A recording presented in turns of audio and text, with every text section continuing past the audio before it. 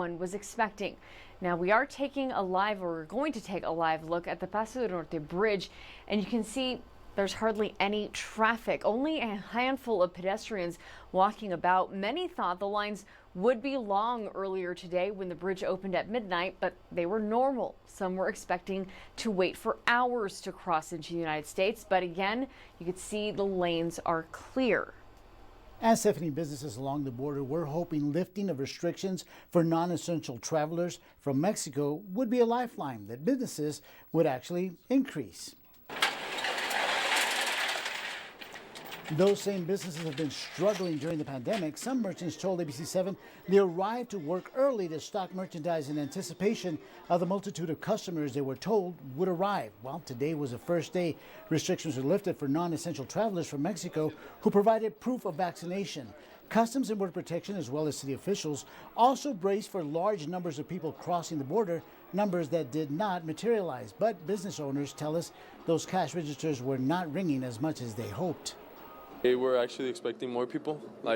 Before the COVID started, there was a lot more people than right now and today. And so when they lifted the restrictions, were you expecting a lot of buyers? Yeah, I was expecting a lot of buyers and a lot of people crossing the bridge today, but it was pretty empty.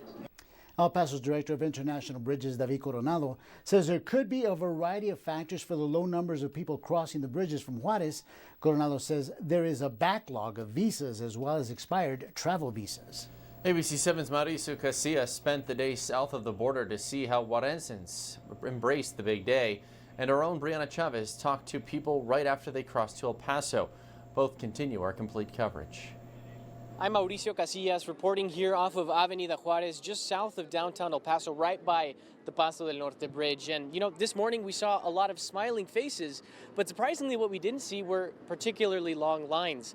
I spoke to one street vendor who tells me, ironically, a lot of people were expecting a chaotic reopening this Monday, so that's why many of them are opting to cross over for the first time later this week.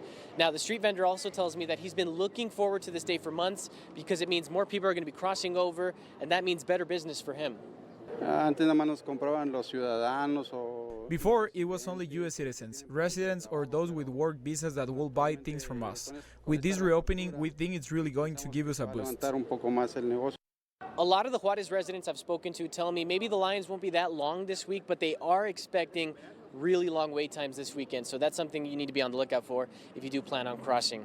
Reporting from Ciudad Juarez, Mauricio Casillas, ABC7.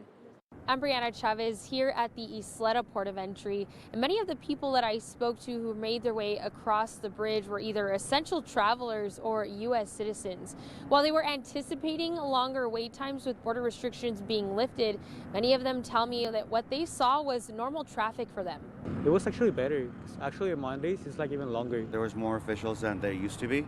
Okay. And it was pretty seamless. People were pretty surprised, expecting to see more people walking across the bridge, Ivan Noyola says. Many pedestrians only waiting about 30 minutes between 5 to 7 a.m., and it was all hands on deck for CBP. Those who crossed say all pedestrian lanes were open. With restrictions now lifted, I mean, it's not going to affect us at this time of the day, since it's just people that comes to work. Brianna Chavez, ABC7.